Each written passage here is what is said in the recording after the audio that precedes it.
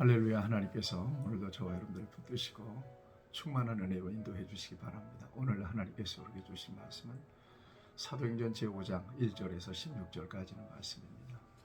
여러분, 욕심 부리지 맙시다. 결국 욕심 때문에 인간은 망해요. 인간이 무너지고 망하고 실패하는 지점에 가보면 항상 이기적인 욕심이 있습니다. 끝이 없습니다. 망할 때까지 욕심 부립니다. 죽을 때까지 욕심 부립니다. 그래서 성경은 욕심을 경계해요. 욕심이 잉태한즉 죄를 낳고 죄가 장성한즉 사망을 하느니라. 결국 욕심을 부렸는데 그 욕심이 목숨까지 앗아가버리고 마는 거죠. 심지어 욕심, 탐심을 우상숭배라고 말씀하시면서까지 그 탐심을 경계하십니다. 하여튼 욕심이 들어오면, 인간적인 욕심, 세속적인 욕심이 들어오면 인간은 거기서부터 무너지기 시작해요. 여러분, 자족하는 마음, 정말 하나님께서 내게 주신 은혜를 헤아려서 감사하는 마음을 가지고 사는 거 굉장한 복입니다. 여러분 따져보세요. 세상에 내 것 가지고 왔습니까? 이 세상에 내 것이 어디 있어요? 목숨까지 다 포함해서 다 하나님께서 내게 주신 거죠. 맡겨주신 거죠. 저와 여러분들은 이 세상에서 내 인생에 대한 관리자로 살아가는 거예요. 목적이 나를 위해서가 아니에요. 하나님의 영광을 위해서. 그 모든 것들을 쓰라고 하나님께서 맡겨주신 거거든요. 어떤 목사님의 그 실화죠. 교회에서 있었던 이야기를 제가 잊지 않고 있습니다. 서울에 유수한 대학의 성악과를 졸업했는데 찬양이 너무 좋더래요. 그래서 성가대 좀 하시라고, 찬양대 좀 하시라고 했더니 이분이 굉장히 뻣뻣하더라네요. 이게 소위 얘기해서 교회 성가대가 자기 수준이 안 맞는다는 얘기죠. 그런데 어느 날 보니까 이분에게 설암이 온 거예요. 설암. 그래서 병원에 입원했다고 해서 목사님이 찾아갔는데 말은 잘 못하니까 필담으로 그때 목사님께서 찬양대에 가서 찬양하라고 했을 때 순종하지 못한 것이 제게 크게 후회가 됩니다. 그렇게 후회를 하더랍니다. 하나님께서 맡겨주신 거, 하나님의 영광을 위해서 돌려드리는 거 정말 귀한 겁니다. 당연한 선순환이에요. 하나님이 주신 것을 하나님께 돌려드리는 거죠. 물질도 마찬가지예요. 여러분, 욕심 부리지 마세요. 돈 번다고 욕심 부리다가 인생 망치는 경우들이 굉장히 많습니다. 또 하나님께서 주신 것들, 이게 하나님께로부터 왔습니다. 그런 고백으로 10분의 1을 하나님 앞에 돌리는 거예요. 그리고 하나님의 주권을 인정하고 나머지 10분의 9도 하나님께서 내게 맡겨주신 것을 하나님의 영광을 위해서 누리는 거예요.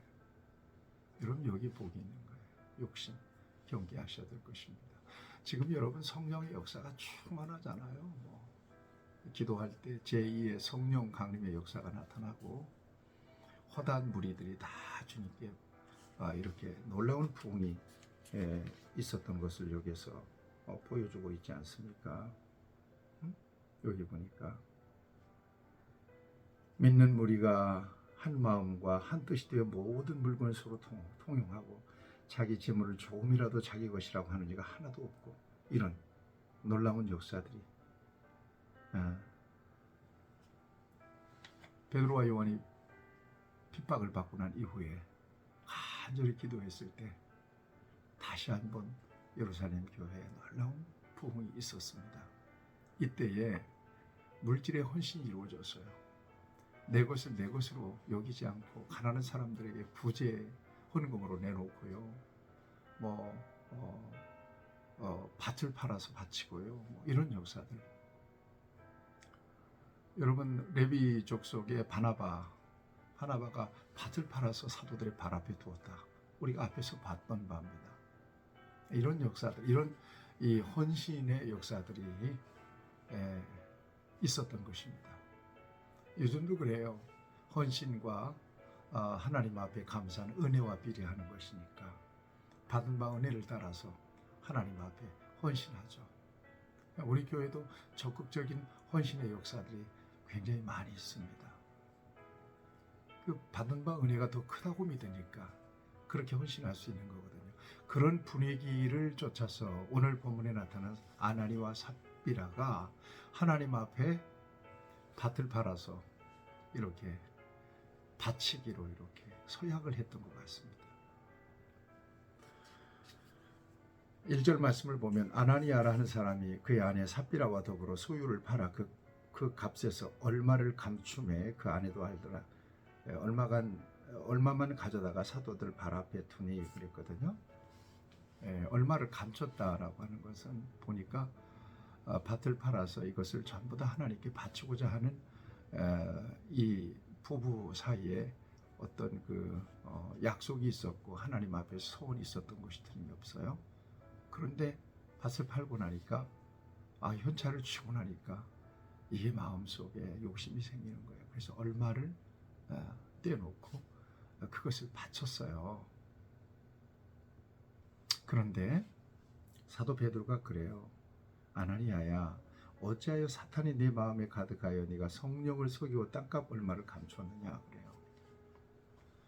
아마 깜짝 놀랐을 것입니다. 아나니아가 어떻게 그렇게 정확하게 보신 것처럼 꼬집어서 그렇게 말씀하십니까?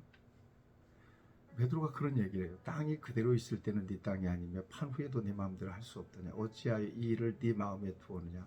사람에게 거짓말한 것이 아니요 하나님께로다 그래요. 하나님께 분명히 약속한 바가 있었다는 거예요. 하나님께 약속한 것을 소원이라고 얘기하잖아요. 소원한 거예요. 그럼 소원대로 갚아야죠. 드려야죠. 그런데 그것 가운데 얼마를 뚱쳤어요. 뚱쳤다면 솔직하게 하나님 앞에 바친다고 했는데 필요해서 이 정도 남겨놓고 이렇게 갖고 왔습니다. 그 솔직하게 드렸더라면 아마 이런 일이 없지 않았을까 하는 그런 아쉬움도 있습니다만 어쨌든 속이는 거예요. 사람은 속일 수 있지만 성령님은 속일 수 없잖아요. 성령을 속였다는 거예요. 그러자 놀라운 일이 났어요. 갑자기 이 아나니아가 엎드러져서 죽어버리는 거예요. 혼이 떠나버린 거예요. 그러니까 사람들이 굉장히 두려워요. 이거 무섭다. 성령님 이렇게 살아계셔서 정확하게 보시고 정확하게 판단하시고 정확하게 심판하십니다. 여러분 오늘도 마찬가지예요. 저와 여러분들이 하나님을 섬기고 또 성령님을 의지하여서 살아가고 있지 않습니까? 속일 수가 없죠. 그러면 양심이 소리질러서 어떻게 기도를 해요? 어떻게 말씀을 전할 수가 있습니까? 여러분 온전치 못하지만 정말 하나님 앞에 거룩하려고 노력하고 정직하려고 노력하는 것은 굉장히 중요해요. 이 기본적인 영성에 대한 연단 이후 훈련이라고 저는 생각합니다. 경건에 이르기를 연습하는 거라고 저는 생각합니다. 너희는 거룩하라. 나 여호와 너희 하나님이 거룩합니다. 이 구별된 정직한 거죠. 있는 그대로. 여러분 이런 자세가 너무나 중요합니다. 아나니아가 갑자기 죽어버린 거예요. 여러분 성령이 충만한 역사를 통해서 지금 교회가 부흥하는데 찬물을 쫙 끼얹는 역사가 일어난 겁니다. 이렇게. 여러분 3시간쯤에 또 아내가 와요. 삽비라에게 또 묻습니다. 그 땅 판값이 이것뿐이냐. 8절에 보면 이것뿐이라 하더라. 그렇다고 그래요. 아마 이 대목에서도 아이고 그렇게 우리 남편이 바쳤습니까? 그게 아닙니다. 일부를 이렇게 우리가 필요로 해서 떼놓고 그 바친 겁니다. 아마 그랬더라면 상황은 또 달라졌을 것이라는 생각이 들어요. 아쉬운 대목이에요. 그런데 너희가 어찌하여 함께 꾀하여 주의 영을 시험하느냐. 그러더니 이 삽비라도 죽어버립니다. 그래서 여러분 11절을 보면 온 교회와 이 일을 듣는 사람들이 다 크게 두려워하니라. 여러분 하나님을 섬기고 오늘도 예배하고 하나님 앞에서 저와 여러분들이 믿음 생활할 때 이런 두려움이 있어야 돼요. 하나님 보시고 아시고 판단하시고 심판하신다. 하나님의 임재의식을 가지고 여러분 살아가는 게 너무 중요해요. 사람이 안 본다고 사람의 눈을 피한다고 되나요? 하나님이 그건 모르실까요? 그렇지 않아요. 다윗이 바세바금하고 우리아를 죽이고 난 뒤에 회개한 이유가 하나님이 보셨다면 정확한 거죠. 하나님께 들킨 거죠. 여러분 우리의 중심이 하나님께 들키지 않기를 바라요. 하나님께 들켰다고 생각하면 빨리 소원을 갚으세요. 네, 마음속에서는 막 소리 지르는데 이 신앙의 양심은 막 소리 지르는데 말이죠. 너 왜 마음을 속이고 양심을 속이냐고 소리를 지르는데 왜 너 왜 11조를 떼먹고 왜 그렇게 하나님 앞에서 속이느냐. 정직하게 하는 게 중요해요. 여러분 진정으로 11조를 드리려면요 10만 원 벌었으면 만 원 정확하게 드리세요. 10만 원 벌고 5만 원 드리고 11조라고 쓰지 마세요. 그건 11조가 아니에요. 예, 여러분 신속하고 정확하고 넘치게 만변하기 전에 얼른 하나님 앞에 드리세요. 드려도 전혀 표 안 나요. 하나님의 것은 그것 때문에 모자라지도 않아요. 여러분 간증을 많이 들어보세요. 그거 있어도 살고 없어도 살아요. 그리고 물질의 축복을 하나님께서 우리에게 주시는데 어떻게 그것조차도 이렇게 떼먹고 물질을 구할래요? 자신 있게 여러분 하나님 앞에 약속한 거 비단 물질뿐만이 아닙니다. 하나님께서 우리에게 사명을 주실 때 언약한 게 있어요. 그거 지켜요. 세례 받을 때 약속한 게 있어요. 결혼식 할 때 약속한 거 있어요. 그 약속을 지켜내야 돼요. 안 지키면 유익이 없습니다. 초대교회의 성령의 역사가 민감하게 이렇게 역사할 때 이런 일들이 있었던 겁니다. 우리에게 주시는 교훈이 아주 큽니다. 여러분 하나님 앞에서 신실하게 거룩하게 또 정직하게 그렇게 사셔서 하나님께 인정받고 하나님께 존귀 여김을 받는 저와 여러분들 되기를 축복합니다. 여러분 12절 말씀을 보면 여기 놀라운 역사들이 나잖아요. 성령의 임재 안에서 표적과 기사가 나타나요. 이 표적이라고 하는 것은 세메이온이라고 하는 말이에요. 분명히 메시지가 있는 사건이에요.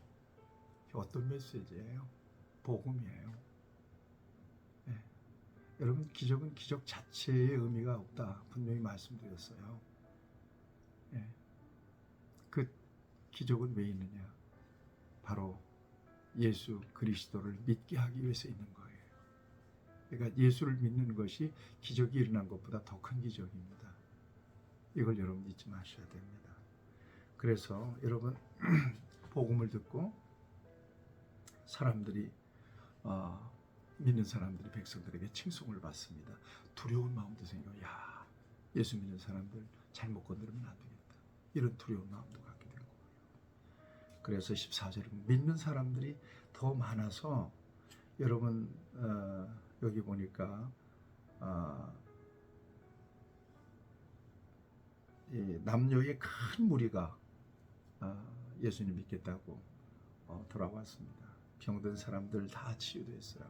심지어 베드로가 지날 때 그림자라도 덮으면 치유가 될까 해서 정말 그렇게 은혜를 사모했고 그런 놀라운 기적도 일어났습니다. 여러분 오늘 이 말씀 속에서 성령을 속이는 역사, 하나님을 속이는 역사가 얼마나 무서운 결과를 가져오는지 또 인간의 욕심이 얼마나 무서운 결과를 가져오는지를 우리에게 보여주십니다. 오늘 하나님 앞에서 정직하게 성도의 자리에서 정말 본분과 사명을 다하고 책임과 의무를 다하면서 하나님께 인정받아서 더 귀한 복을 감당하는 저와 여러분들 될 수 있기를 축복합니다. 좋으신 아버지, 성령 안에서 온전하게 정직하게 순종할 수 있도록 은혜를 주옵소서. 예수님의 이름으로 기도합니다. 아멘. 여러분들을 축복합니다.